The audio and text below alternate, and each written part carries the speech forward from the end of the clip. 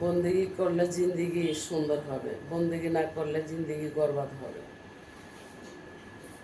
তো এই মাহে রমজান মাসে আসলে শুনছিলাম যে আল্লাহ নাকি শয়তান বন্দি করে।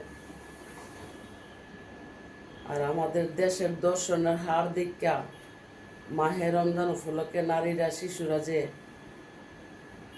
যে পরিমাণ দর্শনের শিকার হচ্ছে, ইতিপূর্বে যদি হিসাব টানতে যাই, আল্লাহ শয়তান বন্দি করে রমজান মাস আসলে, আর এখন দর্শনের হার দিকে বলতে হচ্ছে আসলে শেখের বেটিয়ে যা বন্দি করে রাখছিল, যাদেরকে বন্দি করত, শয়তানই বন্দি করছিল। আপনারা তদন্ত করে দেখুন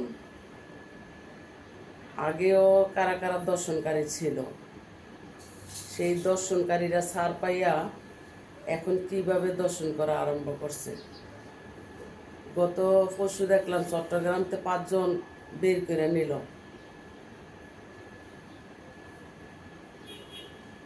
অ্যারেস্ট করে নিল। আজকে দেখলাম চাঁদপুর কচুয়ার থেকে একজন শয়তান ধরলো। তো এই শয়তানেরা কারা আপনারাই দেখুন, আমি আর নাম উল্লেখ করতে চাই না, অনলাইন তো দেখুন। তাই হিসাব করতে গেলে এক শেখের বেটি শয়তান বন্দি করে রাখছিল, আর শয়তানেরা শয়তান ছাইরা দিয়া নারী শিশুদেরকে পালাই দিছে ঝুঁকিতে। রোজার মাস আসলে শয়তান বন্দি করে, আর শেখের বেটিও শয়তান বন্দি করে রাখছিল। আর সেই শয়তানেরই নারী দর্শন শিশু দর্শন শুরু করে দিছে। কি আর বলবো, বলার আর ভাষা নাই। তো ভালো থাকবেন সকলে, দোয়া করবেন আমার জন্য। শরীর ভালো না, তাই কথাবার্তা বলি না। শরীরটা আসলে ভালো না, আজকে ভালো থাকলে কালকে খারাপ থাকি, মনে হয় না রোজারি রাখতে পারবো।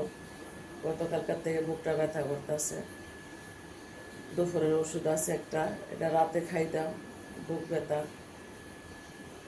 রাতে খাই দিকে নাকি বুকটা ব্যথা করে। তো ভালো থাকবেন সকলে, খোদা হাফেজ, রমজান মুবারক।